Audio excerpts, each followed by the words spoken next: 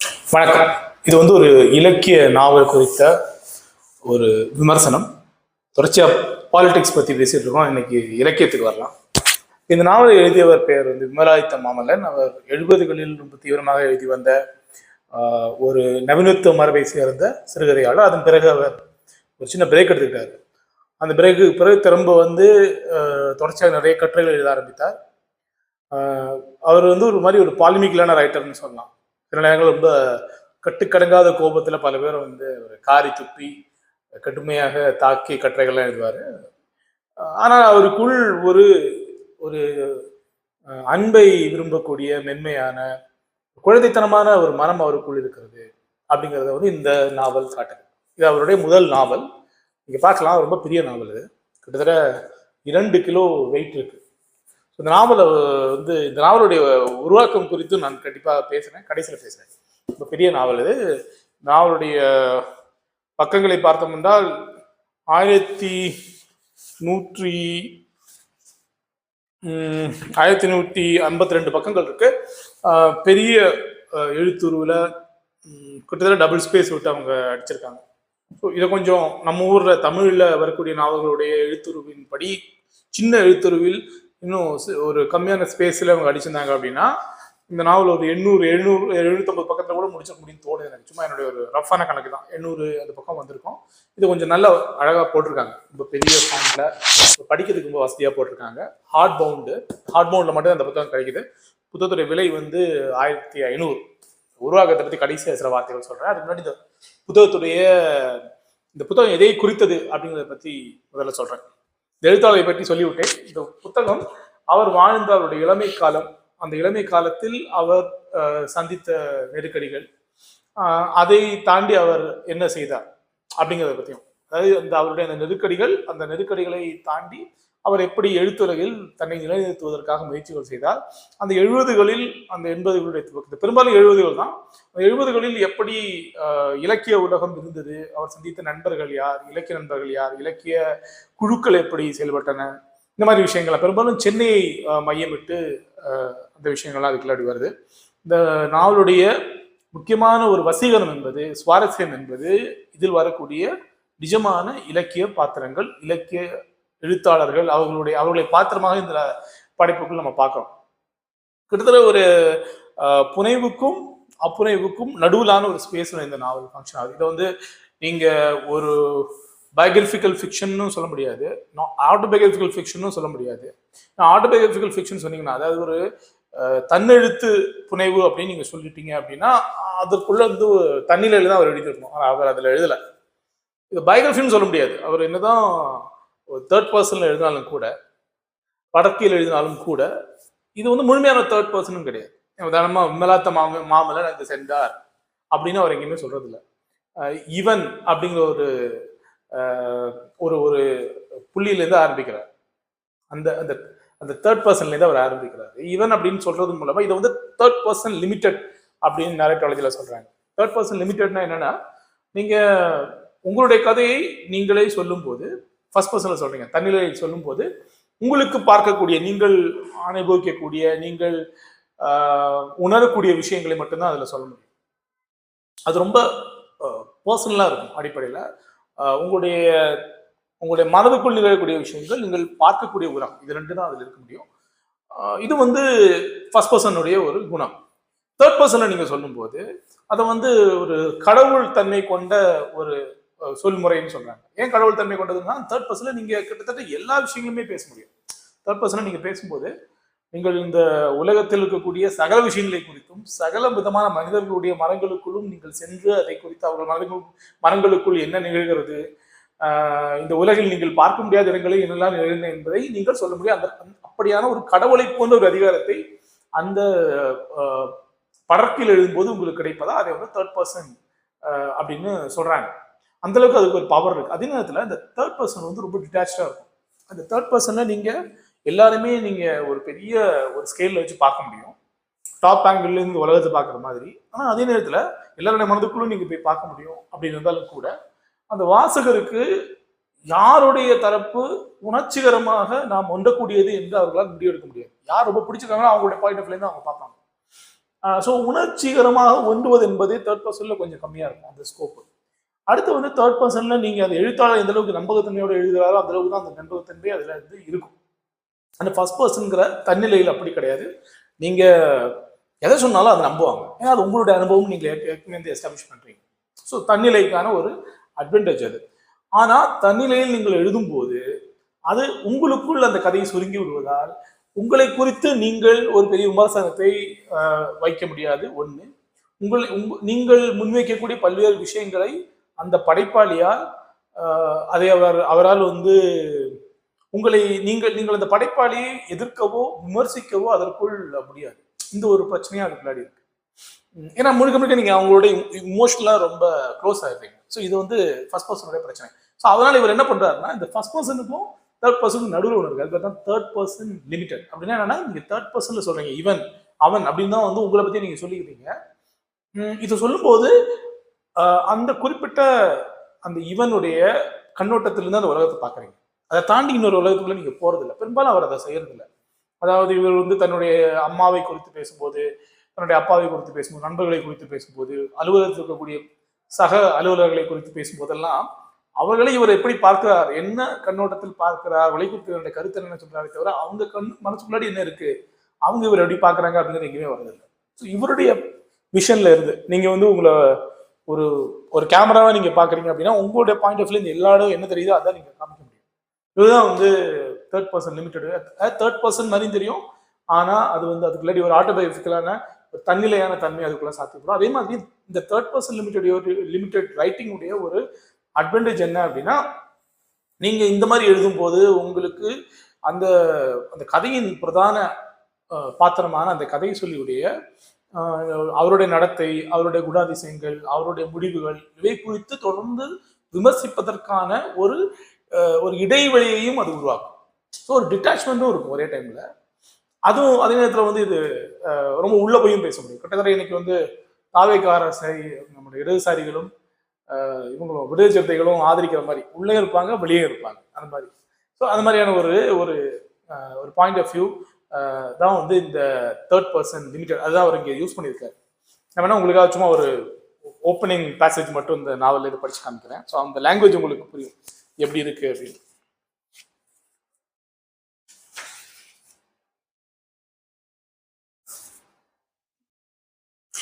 இது வந்து 3வது பக்கத்தில் வருது.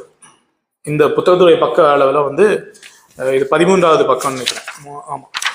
இதில் வந்து அப்பாவிடம் அடி வாங்கி வலி குறித்த பயம் போய்விட்டது.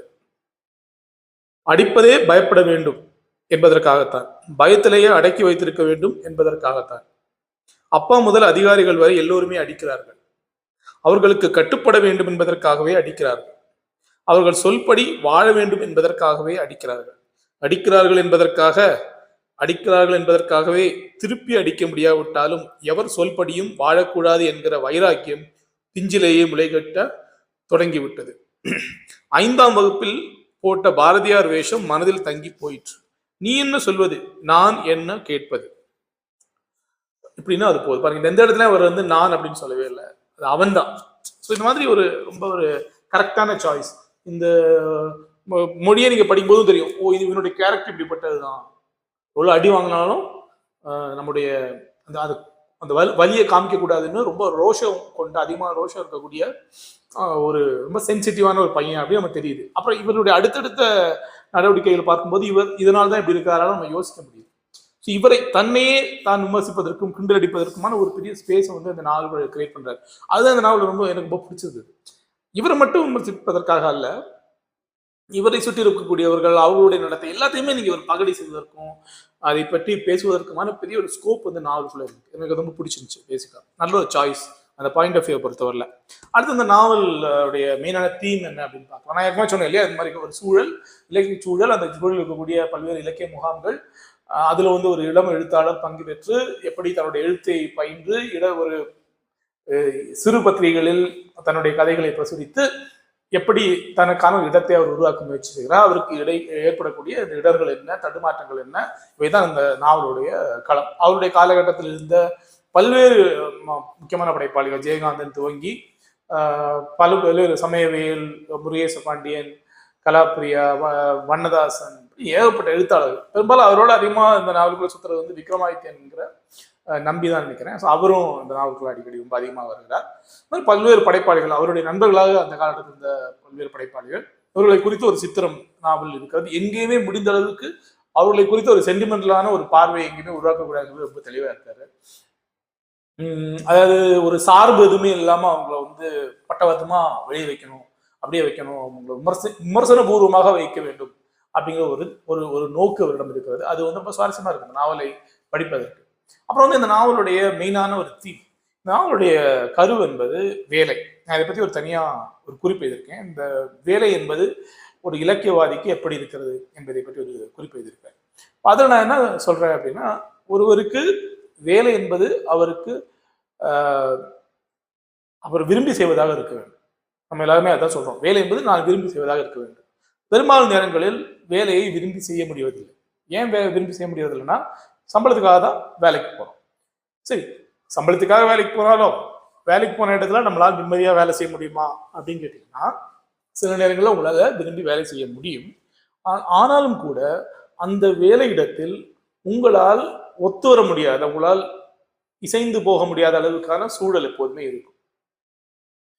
இந்த வேலை செய்யக்கூடிய இடத்தில் நமக்கு ஒரு மிரட்டலும் அச்சுறுத்தலும் இருந்து கொண்டே இருக்கு. எல்லாருக்குமே இந்த ஒரு பிரச்சனை இருக்கு. அதாவது வேலையே செய்யக்கூடிய இடத்தில் நமக்கு சூழல் இசைவாக இருக்கிறதா, பிடித்திருக்கிறதா என்பதையும் மீறி வேலை என்பது ஒரு அழுத்தத்தின் பால் பட்டு செய்வதாக இருக்காது. இங்கேதான் ரொம்ப நுட்பமான ஒரு ஸ்பேஸ் இருக்கு. அதான் அந்த நாவல் வந்து எக்ஸ்ப்ளோர் பண்ணுது. வெறுமனே வேலை இடத்துல இருக்கக்கூடிய பிரச்சனை, வேலை செய்ய பிடிக்கல, அதனால வேலையில இருந்து பிடிக்காம ஒருவர் வந்து இந்த ஊர் ஊரா சுத்துறது, இல்லைன்னா அந்த வேலை செய்யற இடத்துல வந்து ஒரு கலகத்தன்மையோட இருப்பது அப்படிங்கிற ஒரு விஷயம் மட்டுமே கிடையாது. தாண்டி இன்னொரு விஷயத்தை அவர் பண்றாரு. இந்த குறிப்பிட்ட கேரக்டர் வந்து ஒரு அரசு அலுவலகத்துல போய் அவருக்கு இளமையிலேயே வேலை கிடைக்குது. அவருடைய அப்பா இறந்து போன காரணத்துக்காக, அவருடைய அப்பா அரசு அதிகாரியாக இறந்து போன காரணத்துக்காக அவருக்கு வந்து அந்த ஒரு அரசில் இருக்கக்கூடிய ஒரு கிரவுண்ட் இருக்கு, இந்த மாதிரியான ஆட்களுக்கு உங்களுக்கு பிள்ளைங்களுக்கு வேலை இருக்கும் அப்படின்னு, அதுக்காக அவருக்கு வேலை கிடைக்குது.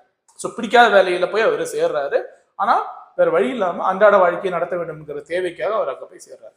இது வந்து ஒரு பொதுவான விஷயம், இது ஒரு புறவயமான விஷயம். ஆனா இதையும் தாண்டி ஒரு பிரச்சனை இருக்குன்னு நினைக்கிறேன். அதான் வந்து வேலையிடத்தில் இருக்கக்கூடிய ஒரு அழுத்தம் என்பது. இந்த வேலையிடத்தில் இருக்கக்கூடிய அழுத்தம் என்பது வெறுமனே ஒருவர் உங்கள் மீது அதிகாரத்தை செலுத்துவது மட்டுமே அல்ல, ஒட்டுமொத்தமாக ஒரு வேலையை ஒருவர் செய்தாக என்பது நிர்பந்தம், அது தரக்கூடிய ஒரு அழுத்தம். இந்த கேள்விதான் நம்ம ரொம்ப முக்கியமா கேட்க வேண்டிய ஒரு கேள்வி.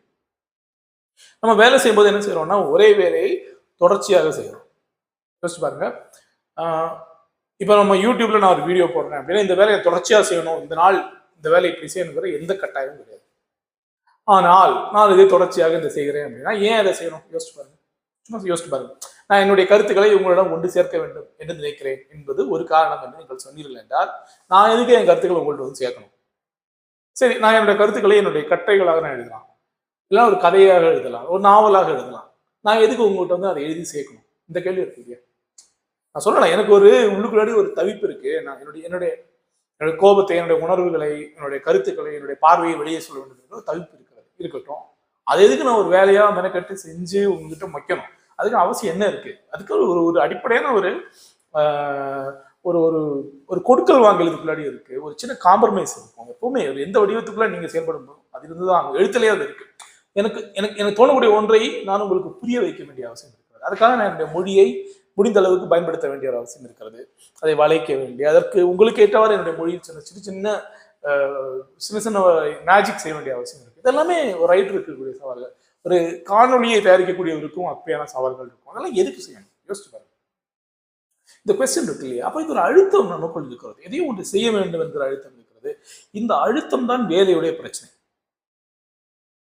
இப்ப நான் ஒரு வேலை இடத்தில் போய் வேலை செய்யும் போது அங்கு உனக்கு நான் வேலை செஞ்சாதான் சம்பளம் தருவேங்கிறது அவங்க சொல்லக்கூடிய விஷயம். நான் அதை மறுக்கல. அந்த அழுத்தம் நிச்சயமாக இருக்கிறது. ஆனால் சம்பளம் என்கிற ஒரு பிரச்சனை இல்லாவிட்டால் எல்லோருமே வேலை செய்வதை நிறுத்தி விடுவார்களா? யோசிச்சு பாருங்க. ஆக்சுவலி நிறுத்த மாட்டாங்க. மக்கள் தங்களுக்கு பிடித்த வேலைகளை செய்வார்கள். தங்களுக்கு பிடித்த வேலைகளை அவர்கள் செய்யும் போதும் அங்கு ஒரு அழுத்தம் இருந்து கொண்டே இருக்கும். இப்போ அந்த அழுத்தத்தை நம்ம எங்க பார்க்கணும் அப்படின்னா, இந்த நாவலில் இருக்கக்கூடிய கேரக்டர்ஸ் எல்லாருக்குமே இந்த பிரச்சனை இருக்கும். அவங்க ஒரு இடத்துல வேலை செய்வாங்க. அந்த வேலையை அவங்க செய்யும் போது அந்த வேலை வந்து அவங்களுக்கு பிடிக்காத வேலையா இருக்கும்.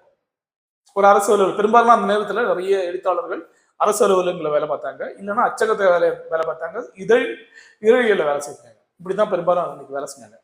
இவருடைய நண்பர்களும் அப்படிதான் வேலை செய்யறாங்க.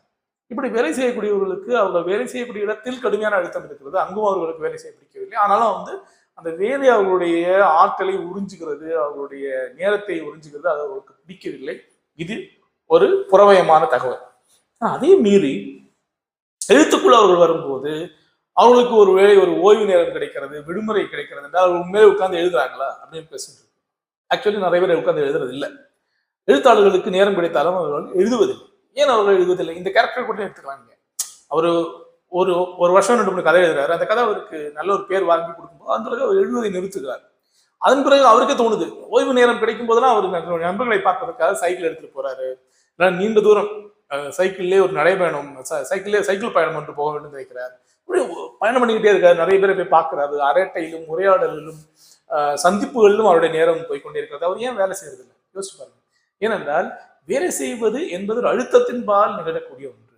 நான் எழுத்தாளராக இருப்பது என்பதே ஒரு அழுத்தத்தின்பால் நான் எனக்கே போட்டுக் கொள்ளக்கூடிய ஒரு அழுத்தம். அந்த அழுத்தம் எங்கிருந்து வருகிறது என்று கேட்டு பார்த்தோம் என்றால் அது வந்து காலம், வெளி, இந்த விஷயத்துல இருந்து அந்த அழுத்தம் வருது. இது ஒரு சுவாரஸ்யமான விஷயம். இதுக்குள்ள இன்னும் கொஞ்சம் டெப்தா போயிட்டு சுருக்கமா பேசிட்டு அடுத்து கடைசியாக வந்து இந்த நாவல்ல உடைய வலிமை என்ன, இந்த நாவல் எதற்காக நன்றாக இருக்கிறது என்பதை பற்றி பேசிவிட்டு ஒரு உருவாக்கத்தை பற்றி பேசுகிறேன்.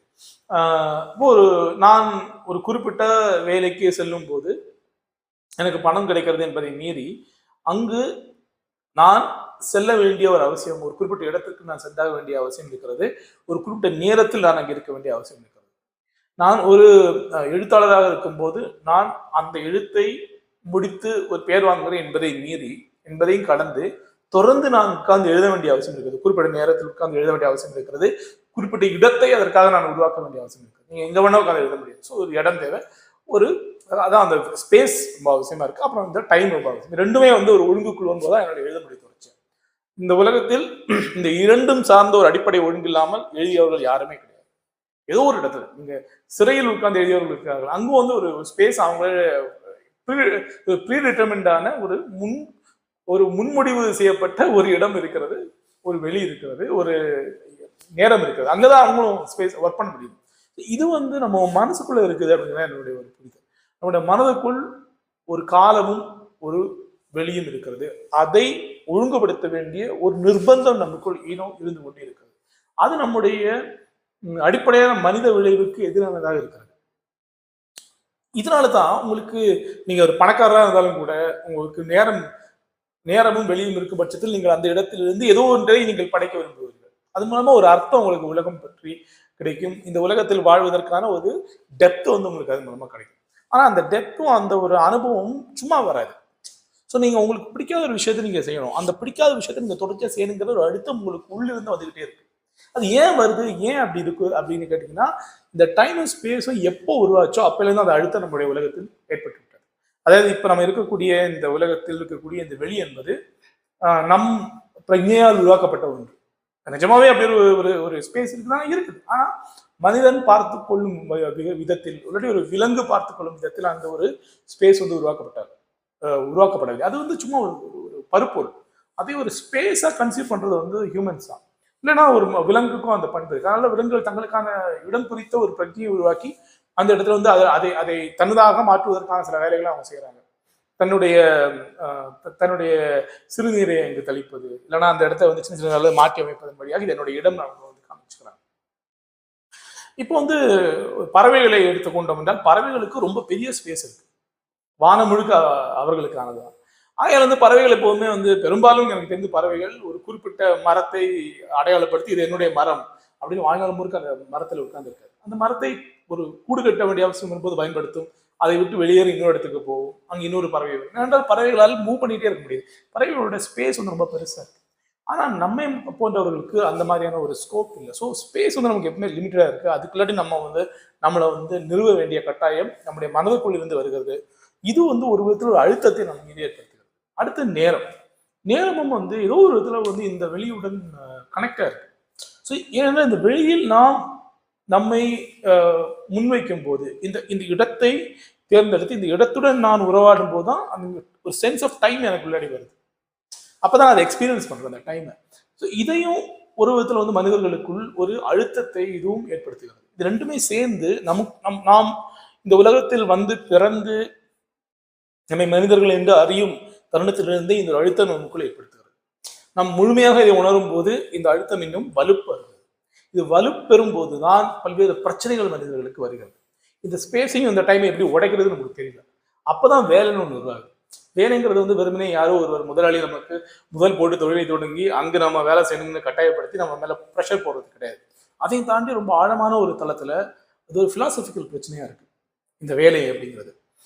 அப்போ எல்லாருக்குமே எழுத்தாளர்களுக்கு ஏன் எழுதுவது அவ்வளவு பெரிய சிரமமாகவும் அவ்வளவு பெரிய துன்பமாகவும் இருக்கிறது என்றால், அது என்னதான் இன்பத்தை கொடுத்தாலும் அது ஒரு விதத்தில் இந்த அழுத்தத்திற்கு உடன்படுவதாக இருக்கிறது. சுதந்திரமாக இருப்பது என்பது எழுத்தாளர்களுடைய மிகப்பெரிய விருப்பம். ஆனால் எழுத்தின் வழியாகத்தான் அவர்கள் தங்களுடைய சுதந்திரத்தை அடைகிறார்கள். ஆனால் எழுத்தின் வழியாக சுதந்திரத்தை அடைவதற்கு அவர்கள் மிகப்பெரிய தியாகங்களை செய்கிறார்கள். அந்த தியாகம் தான் அவர்களுடைய அடிப்படை சுதந்திரத்தை விட்டுக் கொடுப்பது. சுதந்திரத்தை விட்டுக் கொடுத்து சுதந்திரத்தை பெறுவது. இதுதான் அதனுடைய ஒரு எக்ஸ்சேஞ்ச், கிவ் அண்ட் டேக். இது வந்து பெரிய துன்பமான துயரமான ஒரு அனுபவமாகவும் மகிழ்ச்சியான அனுபவமாகவும் ஒரே நேரத்தில் இருக்கிறது. அதனால நிறைய ரைட்டர்ஸால் அதுக்குள்ளாடி சஸ்டெயின் பண்ண முடியாது போகுது. இந்த பிரச்சனை வந்து இந்த நாவலும் பேசுது. இந்த ரைட்டர் வந்து பாத்தீங்கன்னா அவர் வந்து வேலைக்கு போறாரு, வராரு, இலக்கியத்துக்குள்ளாடி போறாரு, வெளியே வராரு, அதுக்குள்ளாடி அவரால் எக்ஸசைஸ் பண்றதே ஒரு பெரிய போராட்டமா இருக்கு. ஸோ அதை அவரே அறியாம இந்த ஒரு பெரிய ஒரு துன்பியலான ஒரு டிராமாவை வந்து அதுக்குள்ளாடி அவர் உருவாக்கி வச்சிருக்காரு. அது எனக்கு ரொம்ப பிடிச்சிருந்துச்சு. ஸோ அதுதான் இந்த நாவலுடைய ஒரு முக்கியமான ஒரு விஷயம் நினைக்கிறேன். எனக்கு தெரிந்து வேற எந்த ஒரு நாவலும் தமிழில் இந்த விஷயத்துக்குள் இவ்வளவு டெப்தா போனதில்லை. அது அவரே தெரியாம அவர் பலத்த நாவல் இந்த விஷயத்தை பண்ணியிருக்காருன்னு நினைக்கிறேன். ஏன்னா அது சார்ந்த கிளைம் எதுவுமே அவர் நாவலுக்குள்ள வைக்கல.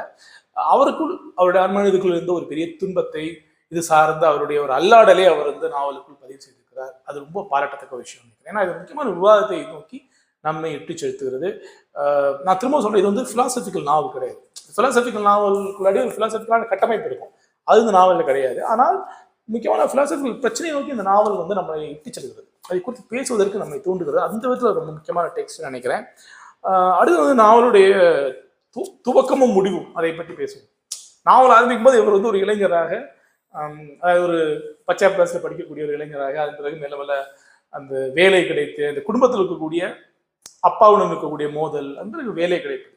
எல்லாத்தையும் நீங்க உளவியல் ரீதியாக ஒரு ஆய்வு செய்து பார்க்கும்போது நமக்கு ஒரு விஷயம் தெரிய வருது. ஒரு இளைஞராக ஒரு 10 வயது சிறுவராக அவருக்கு வந்து ஒரு பெரிய நெருக்கடி என்பது அந்த தந்தை உருவம் என்று சொல்லக்கூடிய இந்த ஃபாதர் ஃபிகர். இதை என்ன செய்வது என்பதுதான். ஏனென்றால் இந்த தந்தை உருவம் வந்து ரொம்ப ஒரு பொறுப்பற்றதாகவும் வன்முறை மிக்கதாகவும் இருக்குது. நீங்க புக்காஸ்குடைய நாவல்லாம் வரக்கூடிய அவருடைய போஸ்ட் ஆஃபீஸ் மாதிரியான நாவல்கள் வரக்கூடிய ஒரு ஃபாதர் ஃபிகர் அவர். அப்போ இந்த மாதிரியான ஒரு ஃபாதர் ஃபிகர் வந்து இந்த நாவலுக்குள்ளேயும் வருகிறார். அவர் வந்து வெளிப்படையாக பார்க்கும்போது ஒரு வன்முறையானவர் கிடையாது, ஆனால் ஒரு மென்மையான வன்முறையை வந்து குழந்தை மீது செலுத்தக்கூடிய, குடும்பத்தின் மீது செலுத்தக்கூடிய ஒரு நபராக அவர் இருக்கிறார். ஒரு பொறுப்பின்மை அவரிடம் இருக்கிறது.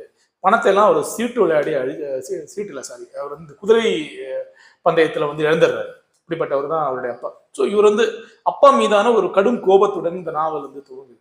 அதன் பிறகு வந்து அடுத்தடுத்து அவர் பார்க்கக்கூடிய முதிர்ந்தவர்கள் எல்லோரும் மீதும் அந்த ஒரு கோபத்தை அவர் வெளிப்படுத்துகிறார்.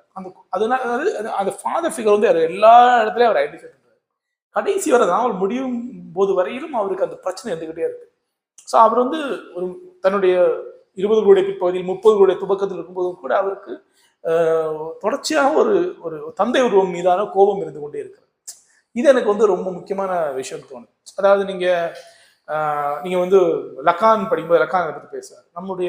நாம் எப்போதுமே நம்முடைய அதிகார மையங்களை தந்தையின் நீட்சியாக பார்க்கிறோம் அப்படின்னு ஒன்று சொல்றாரு. ரொம்ப முக்கியமான விஷயம். அது வந்து இந்த நாவல் முழுக்க நம்ம பார்க்கிறோம். அதனாலதான் வந்து சில மூத்த எழுத்தாளர்கள், எஸ்டாப்ளிஷ் ரைட்டர்ஸ் எல்லாருமே அவருக்கு ஒரு தொடர்ச்சியான கோபம் வந்துகிட்டே இருக்கு.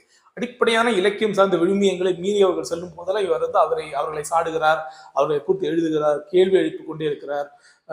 எல்லா ரைட்டர்ஸையும் வந்து அவர் சந்தேகத்தோடய பார்க்கிறார். தன்னுடைய அந்த சிறுபத்திரிகை வட்டத்தில் இருக்கக்கூடிய படைப்பாளிகள் மீது அவருக்கு ஒரு கோபம், எல்லாரையும் ஏற்றுக்கொள்ள முடியாத ஒரு பண்பு இருக்கு. யாராவது அவரை வந்து ரொம்ப அன்பா அரவணைச்சுக்கிட்டாங்கன்னா டக்குன்னு அவங்ககிட்ட இருந்து ஒரு விலகல் அவருக்கு நடக்குது. அவங்ககிட்ட இருந்து கொஞ்சம் தள்ளி போயிடுறாரு. ஸோ அந்த ஒரு பிரச்சனை வந்து அவருக்கு இருக்கு. எப்பவுமே அன்பு, ஏற்பு இரண்டுமே தந்தை உருவத்துடன் தொடர்பு கொண்டதாக அவருடைய மனதில் இருப்பதால் தொடர்ச்சியாக அந்த ஒரு போராட்டம் அவர்கிட்ட இருந்துகிட்டே இருக்குன்னு நினைக்கிறேன். அது பிறகு வந்து வேற சில கிரைசிஸும் அவருக்கு இருக்கு. அதாவது எனக்கு என்னுடைய புரிதல், அந்த நாவலை படிக்கும்போது எனக்கு ஏற்பட்ட ஒரு புரிதல் என்னவென்றால், இந்த எதிர்பாலினத்தை எதிர்கொள்வதிலும் அவருக்கு ஏதோ ஒரு கிரைசிஸ் இருக்கு. அதாவது அந்த விஷயத்துக்குள்ள அவர் டெப்தா போல. அது எப்பெல்லாம் அந்த நாவல் அதுக்குள்ள போகுதோ அப்பெல்லாம் டக்குன்னு விட்ரா பண்ணி வேற விஷயங்களுக்குள்ள சுத்த ஆரம்பிச்சிருவாரு. ஸோ அந்த ஒரு ஸ்ட்ரகிள் வந்து அவருடைய இன்டர்னலான ஸ்ட்ரகிள். அதனால இந்த நாவலும் வந்து பல சமயங்களும் உள்ள போகும், அப்புறம் வெளியே வரும், உள்ள போகும் வெளியே வரும்னு இருக்கும். அது ஏன் அப்படின்னா அவருக்கு சில விஷயங்களுக்குள்ள ரொம்ப டீப்பாக அதுக்குள்ள போய் பேசுறதுல ஒரு தயக்கம் இருக்கு. குறிப்பாக அவருடைய தனிப்பட்ட சில அனுபவங்கள், தனிப்பட்ட உணர்வுகள் சார்ந்து அவர் வந்து ரொம்ப டீப்பாக அதுக்குள்ள போகல. குறிப்பாக பாலியல் சார்ந்து அங்கங்க சில பட்டும் படாமல் சில விஷயங்கள் பேசுறாரு தவிர ரொம்ப ஓப்பனாக கூட பேசுறாரு. பட் அகெயின் ஐ ஃபீல் அந்த விஷயம் தான் அவருடைய இந்த நாவலுக்கு கூட அடிப்படையான ஒரு ஒரு சிக்கல், ஒரு ஒரு வலு, அந்த கதாபாத்திரத்துடைய வலு என்பது அதுதான் எனக்கு தோணுது. ஆனா அதுக்குள்ள போய் அந்த நாவல் இன்னொரு நாவலா மாறி இருக்கும். ஆனா அவர் அதை பண்ணல. ஸோ அந்த நாவலுடைய மையம் வந்து முழுக்க முழுக்க எப்போதுமே எப்பெல்லாம் சாத்தியப்படுதோ, எப்பெல்லாம் இந்த பக்கம் அவர் போறதுக்கான ஸ்பேஸ் இருக்கோ, ஸ்கோப் இருக்கோ, அதை அப்போ கட் பண்ணிட்டு அவர் திரும்ப வேலைக்குள்ள வந்துடுறாரு. வேலையை பற்றி பேச ஆரம்பிக்கிறார். ஸோ நிலைமையில அவரே போராடி அந்த நாவலை வேலை சார்ந்த ஒன்றாக அவர் அதை உருமாற்றுகிறார். அந்த ஒரு முயற்சி வந்து நாவலுக்கு ரொம்ப வெளிப்படையாக தெரிகிறது. அப்படி போகுது இந்த நாவல். நாவலுடைய முடிவில் அவர் வந்து அந்த ஆரம்பத்தில் அந்த வேலை இடத்தில் சேரும் போது இருந்த போராட்டங்கள் குறைகின்றன. அவர் அந்த வேலை இடத்துடைய சின்ன சின்ன நுட்பங்களை புரிந்து கொள்கிறார். வேலை செய்யாமலே முழுமையாக அந்த வேலையை செய்யாமல், முழுமையாக ஈடுபாட்டு அந்த வேலையை செய்யாமல், முடிந்த அளவுக்கு வேலையிடத்தில் இருந்து கொண்டு சின்ன சின்ன மீறல்களை செய்து கொண்டு, புத்தகம் படித்து கொண்டு, ஒரு மணி நேரம் 2 மணி நேரத்தில் அவருடைய டெஸ்பேட்ச் வேலையை முடிச்சுக்கிட்டு அவர் எப்படி அதை சமாளிக்கிறாரு அப்படிங்கிற விஷயம் வந்து இந்த நாவல் புரிவார். ஸோ அந்த விஷயங்கள்லாம் முடிஞ்சதுக்கப்புறம் அவர் அடிக்கடி நாவலில் ஃபாஸ்ட் ஃபார்வர்ட் பண்ணுறாரு.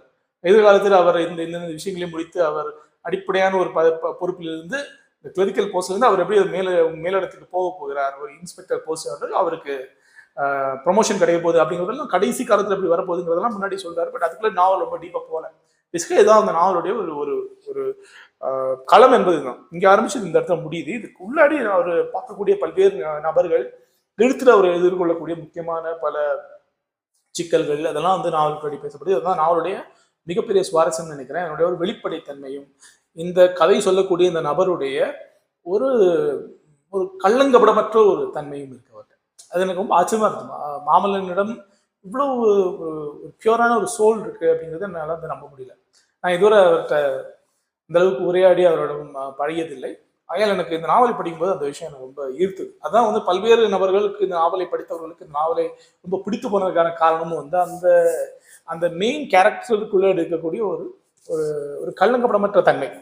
அதுக்காக விமலாத்தமிழ் அப்படிப்பட்டவர் நான் சொல்லல. பட் இந்த கேரக்டர் வழியா அவர் உருவாக்கக்கூடிய ஒரு இயல்பு என்பது அதுவாக தான் இருக்கு. அதான் அவர் முன்னிலைப்படுத்துறாரு. எல்லா இடத்துலையும் த்ரூ அவுட் அவர் ஒரு குழந்தை மாதிரியான ஒரு மனசை வந்து அவர் முன்னிலைப்படுத்துறாரு.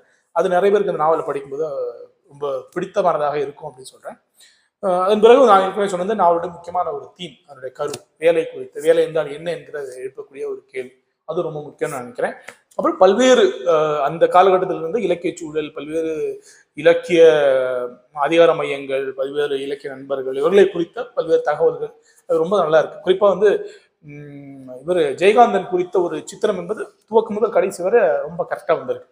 அவருடைய ஜெயகாந்தனுடைய எழுச்சியிலிருந்து துவங்கி ஜெயகாந்தனுடைய வீழ்ச்சி வரை அவருடைய குணச்சித்திரம் எப்படி மாறுகிறது என்பதை குறித்த ஒரு ரொம்ப துல்லியமான சித்திரம் இருக்கிறது. அது ஒரு நல்ல ஒரு விஷயம் நினைக்கிறேன் நாவல்ல. வேற சில ரைட்டர்ஸுடைய கேரக்டர்ல பெரிய ஒரு ஒரு எப்படி சொல்றது, கேரக்டர் சார்ட்ல ஒரு பெரிய ஒரு எப் அண்ட் ஃப்ளோ எல்லாம் கிடையாது. பட் பேசிக்கா எல்லா பத்தின ஒரு கன்சிஸ்டன்டான ஒரு பதிவு இருக்கு. அப்புறம் கடைசி அந்த நாவலுடைய ஒரு மேக்கிங் பத்தி, என்னுடைய உருவாக்கம் பத்தியும் நான் ஒரு விஷயத்த சொல்லணும்னா ரொம்ப நல்லா கெட்டி ரொம்ப அழகா போட்டிருக்காங்க.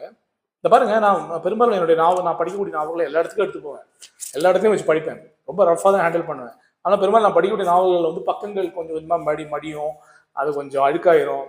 அப்புறம் வந்து கண்டிப்பாக வந்து இந்த அட்டையெல்லாம் கிழிஞ்சிடும். நான் படிக்கும்போது என்னுடைய நாவல் ரஃபாக ஹேண்டில் பண்ணுவேன் நாவல் எல்லாம். அந்த நாவல் பாருங்க, ஒரு இடம் கூட கொஞ்சம் கூட கிழியில பாருங்க, அவ்வளோ சூப்பராக நாவலை வந்து அவர் போட்டிருக்காரு. அது ரொம்ப உண்மையிலே பாராட்டணும். அந்த அட்டையில கொஞ்சம் கூட பிரச்சனை வரல பாருங்க. அதே மாதிரி இந்த தையெல்லாம் ரொம்ப சூப்பராக போட்டிருக்காரு. உள்ள ஒரு தாள் கூட கிழிஞ்சு வரல. தாள் ஒன்றும் பாருங்க, ரொம்ப கெட்டியான தாள் எல்லாமே. ஸோ இந்த தாள் வந்து இப்போ என்ன பண்ணுறாங்கன்னா, புத்தகங்களை பப்ளிஷ் பண்ணும்போது அவங்க வந்து ரொம்ப இந்த லைட் வெயிட் பேப்பர் யூஸ் பண்ணுறாங்க. அந்த தாள்கள் என்ன ஆகும் அப்படின்னா, தமிழில் மட்டும் இல்லை, ஆங்கிலத்தில் அப்படி தான் பண்ணுறாங்க. நீங்கள் லேசாக இப்படி மடிச்சிங்கன்னா அது அப்படியே உடஞ்சிடும். லேசாக நீங்கள் புரட்டி படிச்சிங்கன்னா அது வளைய ஆரம்பிச்சிடும். இந்த பிரச்சனைகள்லாம் வந்து இப்போ இருக்கக்கூடிய இந்த லைட் வெயிட்டாக புத்தகங்களில் வந்து இந்த தாள்கள் வந்து தரமற்ற